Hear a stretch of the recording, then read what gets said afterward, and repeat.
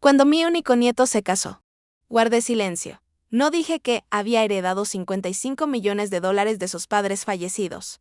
Me sentaron en una mesa en un rincón, detrás de unas columnas, donde nadie me sirvió una bebida. Lo vi brindar por su novia, mientras ella susurraba que yo era solo la anciana que lo crió.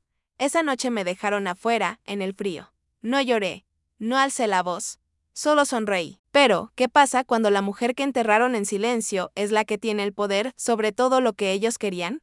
Me senté en la última fila.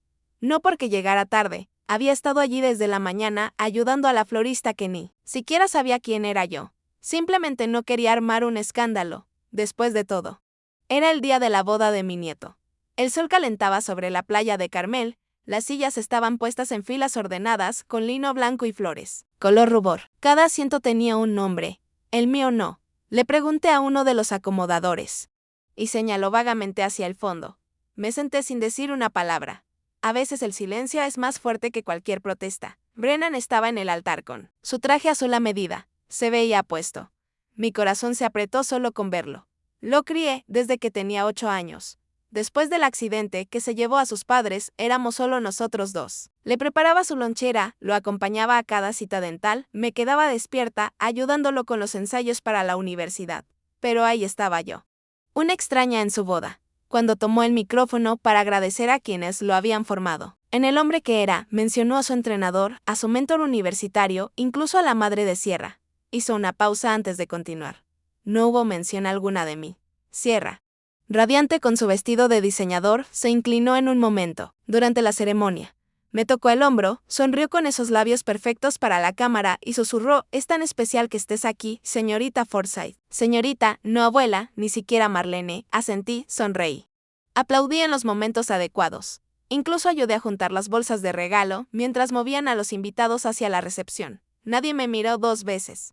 El asiento marcado. Para los abuelos, cerca de la mesa principal, tenía a la abuela de Sierra. La otra silla estaba vacía. Brennan no lo notó. O tal vez sí. Me quedé hasta el último baile, luego me escabullí mientras el DJ ponía su canción. Nadie me dijo adiós con la mano. Conduciendo a casa esa noche. Tenía una mano en el volante y la otra apretando el cierre de mi bolso. No por costumbre, solo para mantenerme firme. Traté de no llorar, pero lo hice en silencio. De ese llanto que aprieta el pecho, pero no hincha los ojos. Si alguna vez te han olvidado la persona que más amaste, quizá entiendas ese tipo de silencio. No es fuerte, es hueco. Y eso fue solo el comienzo. Aún no lo sabía. Pero algo peor me esperaba, detrás de una carpeta de cuero, sobre una mesa de mármol, algo con mi nombre y una firma que nunca vi. 3 días después de la boda. Brennan llamó y preguntó si podía pasar por su nuevo lugar en Pacific Grove. Dijo que quería revisar algunas cosas sobre la herencia. Su tono era calmado, educado. Le dije que llevaría barras de limón. Su condominio estaba al final de una calle sin salida, moderno y frío, como los que salen en las revistas de estilo de vida. Sierra abrió la puerta con una sonrisa que no llegaba a los ojos. Llevaba uno de esos conjuntos beige neutro que siempre postean los influencers. Sus uñas combinaban con su taza de café. Todo en ella parecía preparado. Brennan estaba en la cocina. No me abrazó, solo hizo un gesto hacia la isla de mármol. Allí esperaba una carpeta, elegante y negra con un clip plateado. Puse las barras de limón al lado. Nadie las tocó. Él se sirvió una bebida. Sin mirarme, dijo que habían estado revisando las finanzas y querían simplificar las cosas para el futuro. Finalmente levantó la mirada y dijo: el fideicomiso necesitaba una pequeña actualización. Nada importante. Solo unas firmas para hacer el proceso más fácil. Mantuve las manos juntas. Le pregunté qué tipo de actualización. Dijo que yo seguiría involucrada, pero más como una figura decorativa. Sus palabras, no las mías. Que sería más sencillo si él y Sierra tuvieran la autoridad para tomar decisiones, porque, según él, yo podría no querer el estrés de tanto dinero. A mi edad, se rió cuando lo dijo, como si estuviéramos simplemente charlando mientras tomábamos un café. Luego abrió la carpeta y deslizó los papeles hacia mí. No los tomé de inmediato. La primera página estaba titulada Anexo de reasignación del fideicomiso. Esa fue la primera señal de alarma. Durante años administré patrimonios en el asilo. El lenguaje era corporativo, limpio, pero demasiado pulido, un poco demasiado ensayado. Pasé las páginas lentamente. A la tercera página me paralicé, mi nombre estaba ahí, mi firma, mi letra. Pero yo nunca había firmado ese documento. Sentí que el estómago se me hundía. Era una copia ordenada y precisa de cómo firmaba. Tarjetas de cumpleaños, cartas, todo. Pero no era mía. Miré a Brennan. Me observaba. Su rostro era inexpresivo. Sierra estaba en su teléfono, desplazándose con una mano y sorbiendo con la otra. Como si nada de esto fuera extraño, cerré la carpeta con cuidado y les dije que necesitaría tiempo para revisarla. Brennan se encogió de hombros. Sierra dijo que me tomara el tiempo que quisiera. En el camino a casa no dejaba de ver esa firma, las curvas de la F, la forma en que la R se unía a la Y. Idénticas a las mías, pero nunca había sostenido ese bolígrafo. Cuando llegué a mi entrada ya, no estaba confundida. Estaba enfadada, no de forma ruidosa ni temblando. Una ira tranquila y mesurada, esa que te deja dormir bien, pero te despierta a las 4 de la mañana con claridad. Alguien falsificó mi nombre. ¿Y si tuvieron la audacia de hacer eso? Necesitaba saber qué más planeaban porque esto no era un simple engaño. Esto era un plan. No dormí esa noche. No realmente.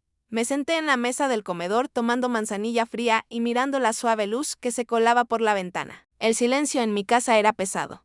Ese tipo de silencio que solo se siente cuando la confianza se ha roto. Tenía la carpeta frente a mí. No había vuelto a tocar las páginas. No hacía falta. Mi nombre, falsificado en documentos legales, estaba grabado en mi mente. Era más que una traición. Era un robo disfrazado con una sonrisa y un traje impecable. Cerca de las 3 de la mañana, finalmente me levanté y fui al armario de la habitación de invitados, ese que no había abierto en años. Allí estaba la vieja caja metálica que Mark me dio después del funeral. Recordé su peso en mis manos. En ese momento, todavía estaba entumecida de duelo, tratando de ser fuerte por Brennan. El abogado de Mark dijo que eran solo documentos, instrucciones en caso de que algo sucediera. En ese momento, no tuve valor para abrirla. La guardé y me enfoqué en criar a Brennan. Traje la caja a la mesa de la cocina y respiré profundo antes de abrirla. El candado se abrió con un clic como si estuviera esperando. Dentro había filas de carpetas manila, las pestañas desvanecidas por el tiempo. Una tenía el nombre completo de Brennan. La abrí. Dentro, entre papeles de custodia y registros escolares, había un sobre azul marino. No tenía etiqueta ni dirección. Solo mi nombre escrito con la letra de Mark.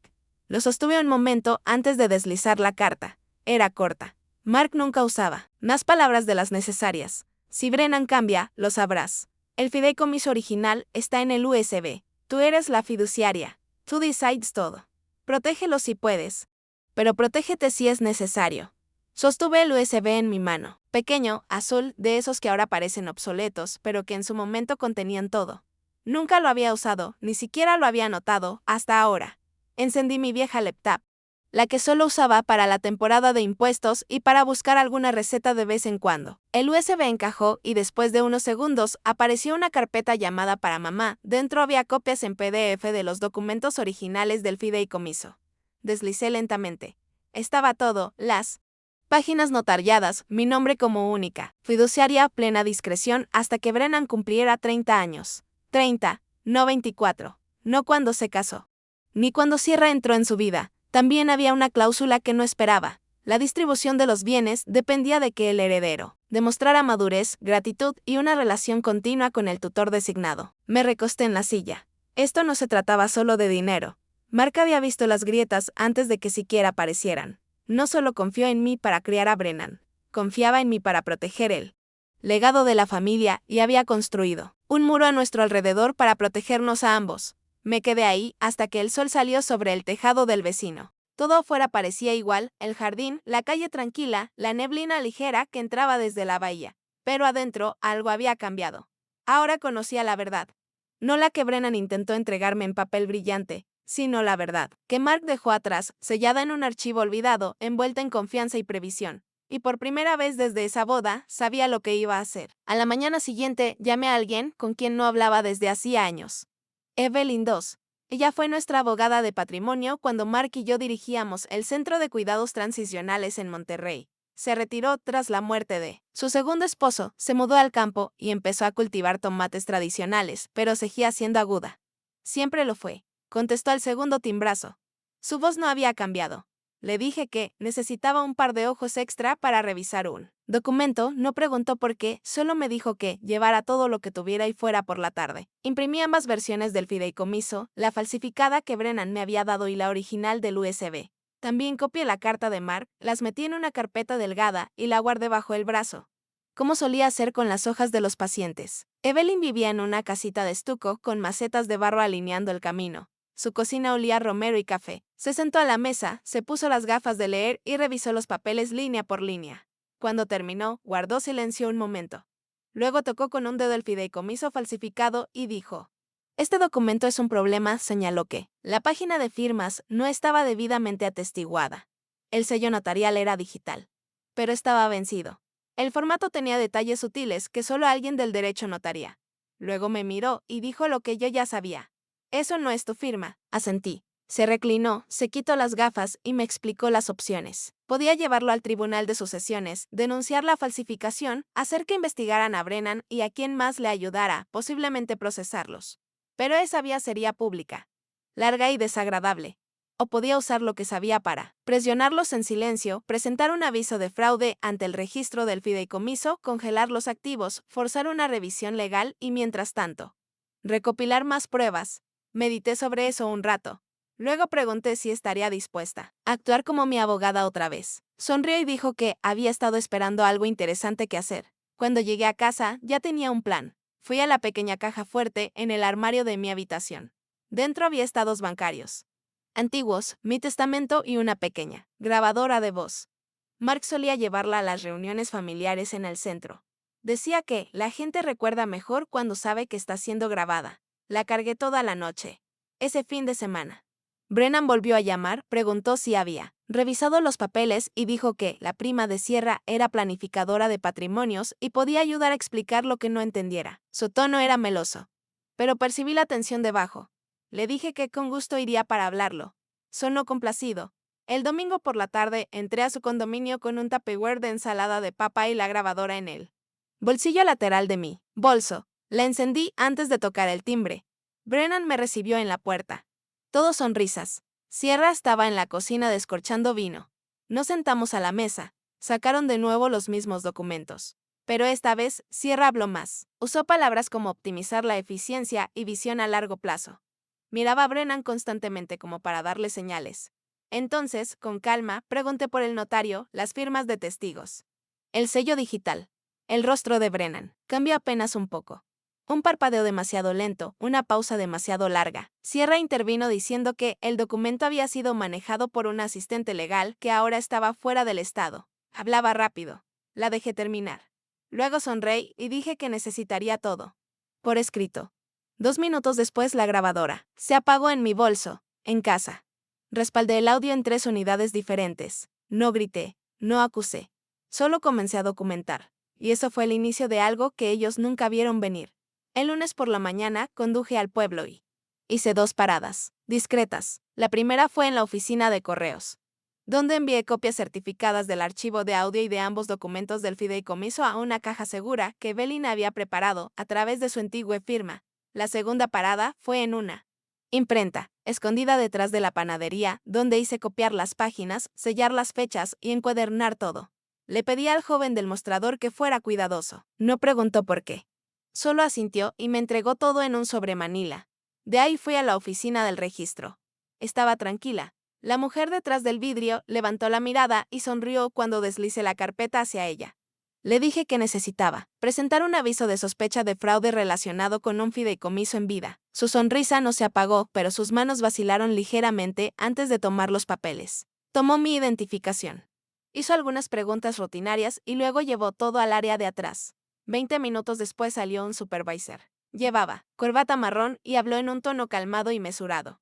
Me explicó que el proceso desencadenaría una revisión interna, que la herencia quedaría congelada hasta que se resolviera la disputa. No habría cambios, ni distribuciones, ni actividad alguna.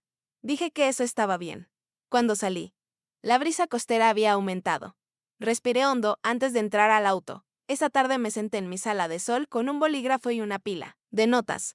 Comencé a listar todo lo que sabía, todo lo que tenía, cada llamada que Brennan había hecho desde la boda. La forma en que Sierra siempre intervenía cuando surgían detalles. La presión repentina para finalizar los papeles. El nombre de la supuesta asistente legal que mencionó. Lo escribí todo.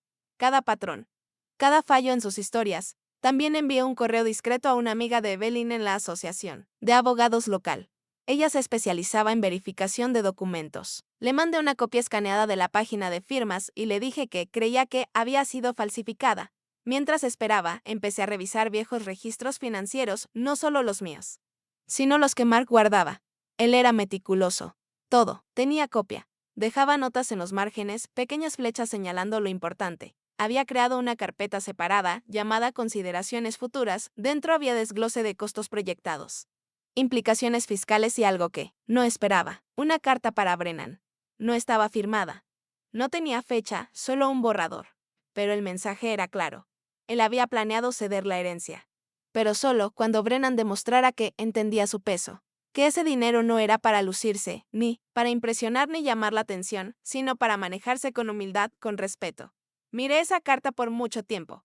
Luego la doblé y la puse junto a la grabadora. Ya entrada la noche, Evelyn llamó. Su voz era firme. Dijo que el contacto en la asociación había marcado la firma como altamente sospechosa. Una verificación completa tomaría tiempo. Pero los primeros indicios apuntaban a manipulación. Le di las gracias, colgué y me quedé en silencio. Esto ya no era solo cuestión de un fideicomiso. Era cuestión de valores, de legado, de la línea entre guía y control. Y era hora de que Brennan entendiera que esa línea se había cruzado de forma silenciosa, deliberada y ahora oficial. La casa estaba en silencio. Afuera. El viento movía el romero junto a la ventana. Me serví un vaso de agua y esperé. 2 días después, Brennan apareció sin avisar. Tocó 2 veces y luego abrió la puerta principal como si aún viviera allí. Escuché sus pasos antes de verlo. Entró a la cocina. Miró alrededor como buscando a alguien más y luego me regaló esa sonrisa cansada que siempre usaba para desarmarme. Dijo que solo pasaba a ver cómo estaba, que Sierra estaba preocupada porque no había estado durmiendo bien. Asentí y le ofrecí café. Rechazó, dijo que no tenía mucho tiempo. Solo quería ponerse al día. Se quedó de pie mientras yo me sentaba en la mesa de la cocina. Mi copia del fideicomiso seguía ahí, cerrada. Igual que la grabadora, aunque esta vez ni siquiera la encendí. No necesitaba pruebas hoy. Hoy no se trataba de eso. Brennan dijo que entendía que los papeles podían ser abrumadores, que quizá me sentía apresurada. Pero esperaba que entendiera que no se trataba de excluirme.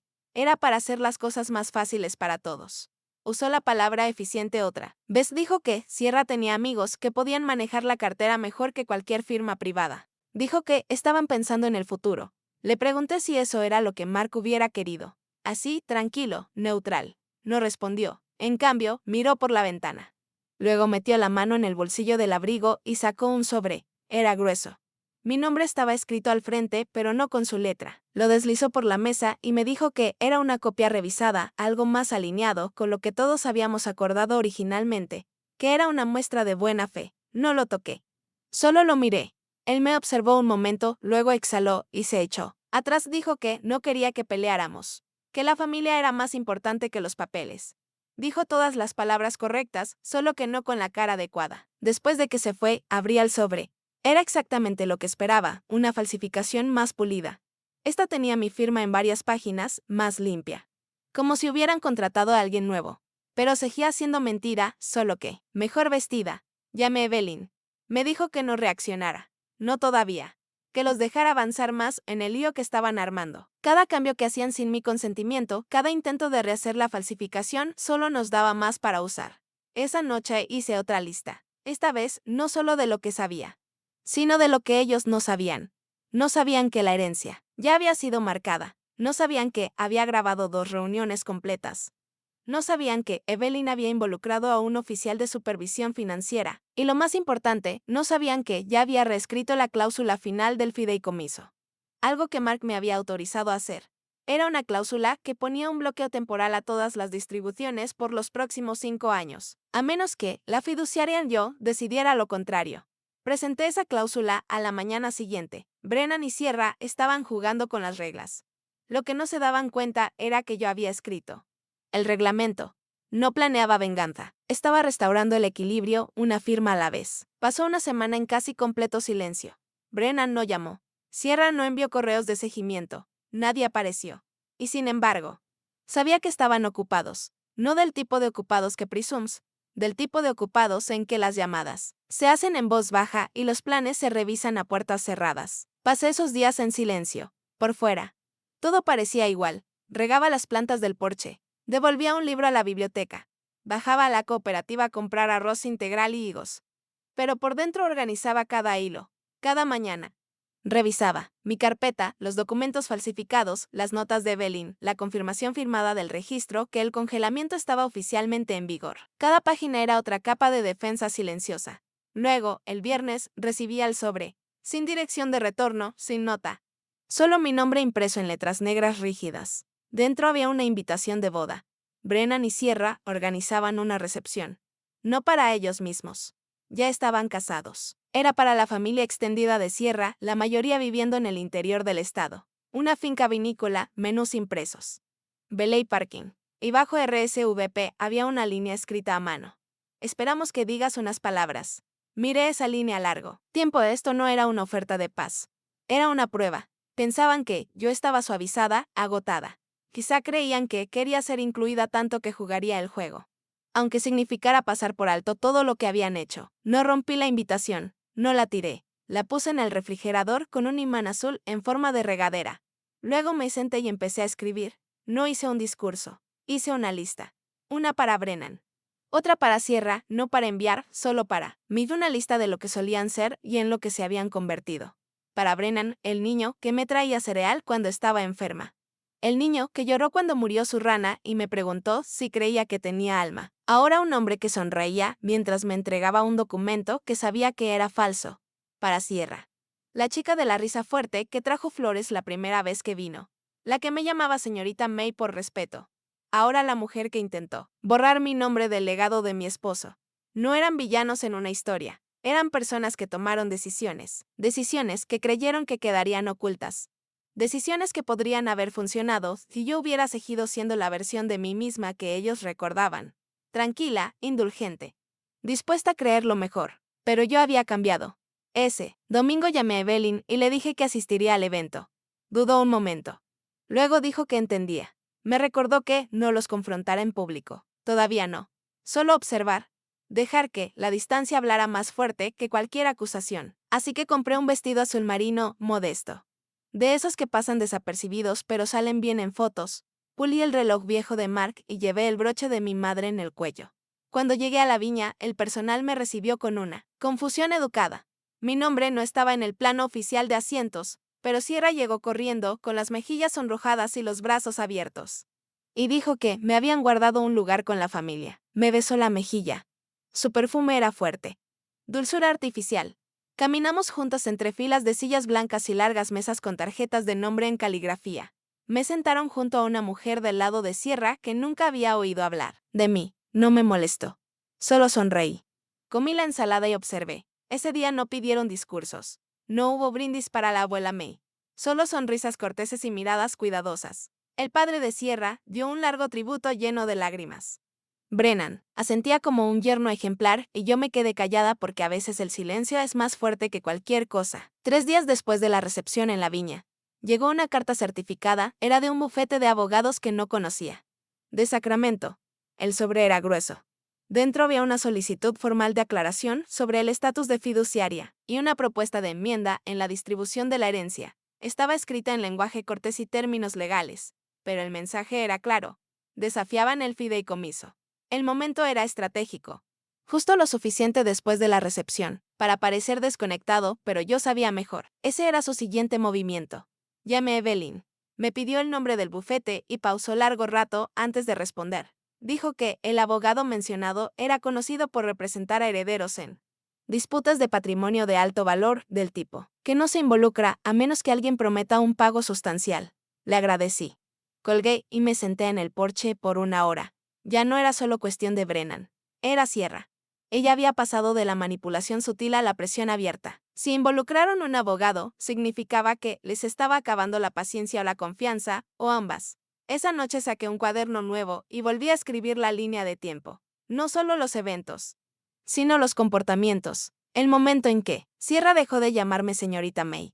La primera vez que Brennan habló del fideicomiso como su futuro y no como la seguridad de nuestra familia. Cada visita que cambió de tono, cada detalle que ahora parecía una migaja. Añadí un ítem más al final de la lista.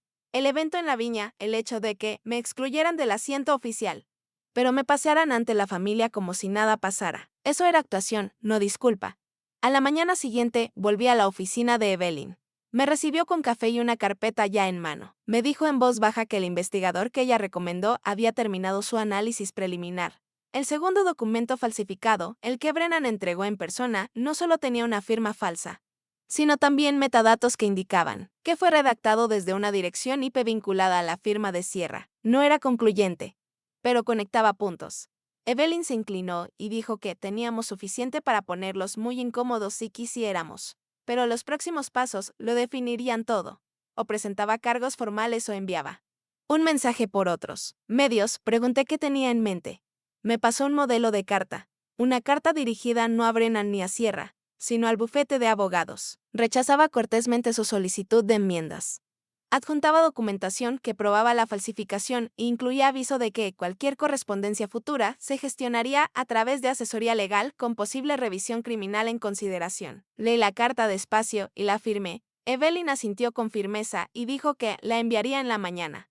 Esa noche me quedé sola en mi estudio, rodeada de silencio. Ese tipo de silencio que no nace de la ausencia, sino de la decisión. Una quietud que tenía peso. Saqué el USB original y lo respaldé de nuevo. Uno a una carpeta en la nube, otro a una memoria USB nueva. Luego puse ambos en sobresellados por separado y los etiqueté para cualquier disputa futura. Antes de acostarme llamé a la oficina del secretario del condado y pedí programar una revisión silenciosa del expediente del fideicomiso. Solo para asegurarme de que nada más hubiera pasado desapercibido. Me dieron una fecha. La marqué en rojo en mi calendario. Sin confrontaciones, sin alzar la voz, solo manos firmes y registros claros. Que ellos se desesperen, que consulten, que hablen en susurros entre copas de vino y blacks legales. Yo había terminado de fingir ser la abuela que recordaban. Ahora era la fiduciaria completa. Calmada, sin disculpas. Una fresca mañana de miércoles, solo una semana después de que Evelyn enviara la respuesta formal al abogado de Brennan. Organicé un desayuno en casa. Nada dramático, solo café, huevos y una mesa tranquila para tres. Brennan, Sierra y yo. Les dije que era importante hablar, cara a cara, sin abogados, sin suposiciones. Solo claridad. Llegaron tarde. Brennan estaba tenso. Sierra llevaba gafas de sol grandes, aunque estábamos dentro. Ofrecí café. Rechazaron. Nos sentamos a la mesa del comedor. La misma donde Mark y yo solíamos jugar dominó los domingos por la tarde. Dejé que el silencio durara hasta que Brennan finalmente lo rompió. Preguntó si estaba reconsiderando. Si tal vez las cosas se habían complicado demasiado. Habló suave, con cuidado. Sierra dijo poco. Solo asentía en los momentos adecuados. Les dije con calma que había revisado todo. Que entendía exactamente lo que habían intentado. No alcé la voz. No acusé. Simplemente expuse los hechos. Dije que el fideicomiso original seguía legalmente intacto e inalterado, que todos los intentos de cambiarlo o reemplazarlo sin mi consentimiento eran inválidos y ahora parte de un registro oficial. Les dije que sabía de la falsificación. Ambas versiones. Les dije que tenía pruebas verificadas por profesionales. Sus rostros cambiaron, pero no al mismo tiempo. Brennan palideció. Sierra apretó la mandíbula, cruzó los brazos, se recostó y dijo que estaba malinterpretando. Le dije que no había malentendido, que el registro había congelado la herencia, que el bufete había recibido el aviso de Evelyn y que los archivos falsificados habían sido archivados bajo mi dirección para futuros procedimientos. Pausé. Luego dije algo que no esperaban. Les dije que no iba a presentar cargos. No todavía.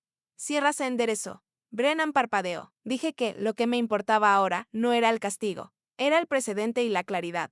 Les dije que el fideicomiso permanecería bajo mi control por el resto de mi vida, que la cláusula que congelaba todas las distribuciones seguiría vigente, que cualquier consideración futura, donación o transferencia sería evaluada por mérito, no por derecho. Miré a Brennan a los ojos y le dije que el amor no era transaccional, que el respeto no se heredaba con dólares. No respondió. Luego les dije otra cosa. Que había comenzado a preparar la reestructuración de una parte de la herencia, no para revocarla, sino para convertirla en una fundación, una que honrara los valores de Mark, cuidado, comunidad, responsabilidad. Brennan preguntó quién la dirigiría. Dije que yo por ahora. Luego un consejo, un equipo de confianza, gente elegida no por sangre, sino por capacidad y carácter. Sierra se levantó, no dijo nada. Solo se paró. Brennan la siguió. Se fueron, sin tocar el café. Más tarde esa noche, Evelyn llamó. Preguntó cómo había ido. Le dije que había terminado. Preguntó si me sentía en paz. Respondí que no me sentía más ligera, pero sí más clara. Esa noche abrí el viejo diario de Mark, el que llevaba durante los primeros días de nuestro hogar. En la tapa interior había escrito una cita de una enfermera que admiraba. Cuando cuidas a las personas, no les debes comodidad. ¿Les debes la verdad? Cerré el libro y me senté en silencio con ese pensamiento. La verdad finalmente se había dicho. No con fuego, sino con final. Pasó una semana después del desayuno. No hubo llamadas, ni cartas, ni visitas. Brennan y Sierra se habían quedado en silencio. No era el silencio de la paz, sino el silencio de la recalculación, ese tipo de pausa que la gente toma cuando la historia que escribieron en su cabeza empieza a desmoronarse. Mientras tanto, avancé. Comencé a revisar los archivos de Mark.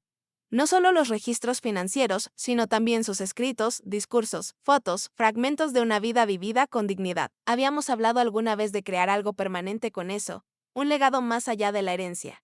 Ahora me di cuenta de que era el momento. Con la ayuda de Evelyn, redacté un estatuto para un fideicomiso comunitario. Su misión era sencilla: financiar becas para cuidadores, apoyar iniciativas de cuidado para personas mayores y brindar asesoría legal a mujeres que enfrentan abusos en herencias. Todo financiado con una parte de los bienes que Brennan creía que le correspondían. No nombré la fundación ni con mi nombre ni con el de Mark.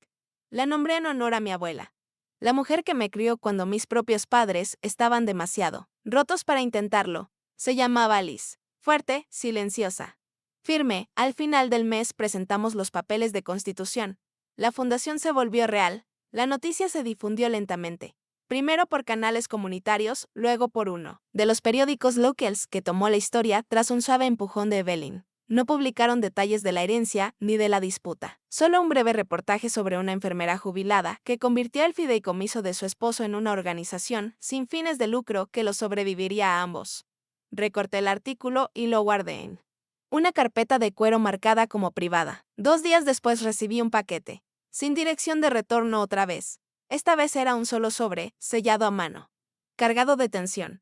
Dentro había 2 cosas, una carta mecanografiada de Brennan y un cheque. La carta decía que ahora entendía que se habían cometido errores, que se habían cruzado líneas, que las decisiones habían sido influenciadas por miedo, orgullo, por personas que no comprendían el peso del legado. No era una disculpa completa, pero estaba más cerca de lo que esperaba.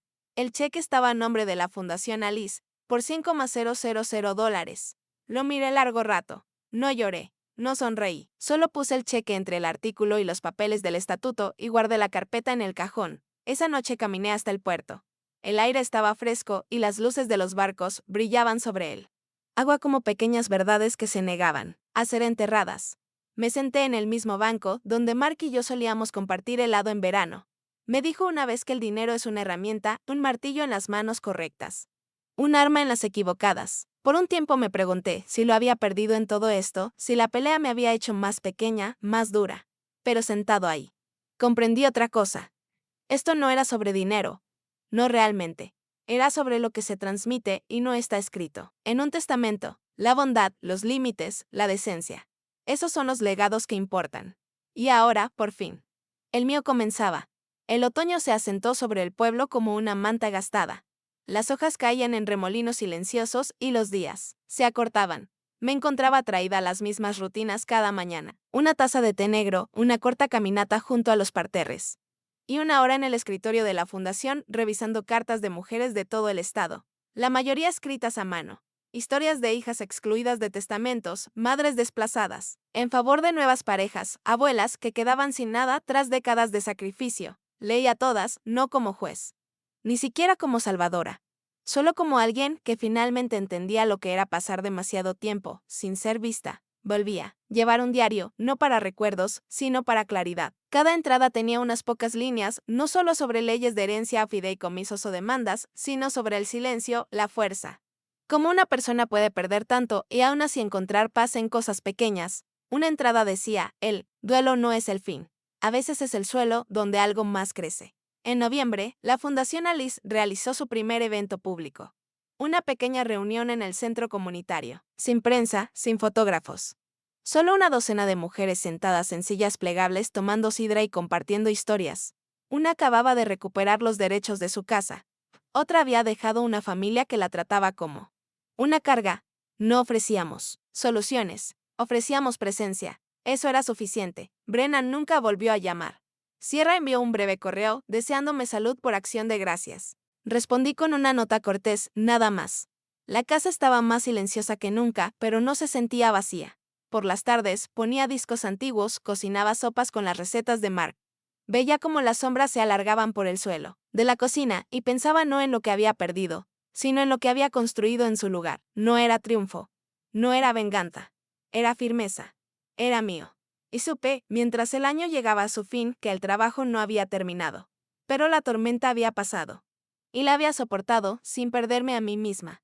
El invierno llegó suave ese año, sin tormentas, solo un silencio tranquilo sobre todo. Pasaba la mayoría de las mañanas en la fundación, la mayoría de las noches en casa con mis rutinas. La vida se había asentado en algo gentil. Algo ganado. Una tarde de diciembre, recibí una carta, escrita a mano con letra temblorosa, de la maestra de primer grado de Brennan, ahora retirada. Decía que había leído el artículo sobre la fundación, que me recordaba esperando junto a la cerca de malla con un termo de sopa y un par de guantes extra, que siempre supo que Brennan fue amado. Doblé la carta y la guardé en la misma carpeta que el cheque. No lloré, pero la guardé conmigo por mucho tiempo. Más tarde esa semana, recibí la confirmación final del registro. La Fundación Alice había alcanzado el umbral completo de dotación. Ahora era oficial, protegida, intocable. Serviría mucho después de que yo me fuera. En la víspera de Navidad, encendí una vela en la ventana. No por nadie más, solo por mí, una pequeña llama para la mujer que fui, para la que guardó silencio demasiado tiempo, para la que finalmente habló. No estaba amargada. No estaba orgullosa. Simplemente estaba completa. Y a veces eso es todo lo que podemos esperar. Si alguna vez sentiste que tu voz no importaba, que los años que diste fueron ignorados o borrados. Esta historia es para ti. A veces el silencio no es paz. Es solo el espacio antes de que elijas ser tú misma otra vez. Y si esta historia te recordó a alguien que amas o quizá incluso a tu propio camino, espero que lleves esa fuerza contigo. Gracias por escuchar. No estás sola.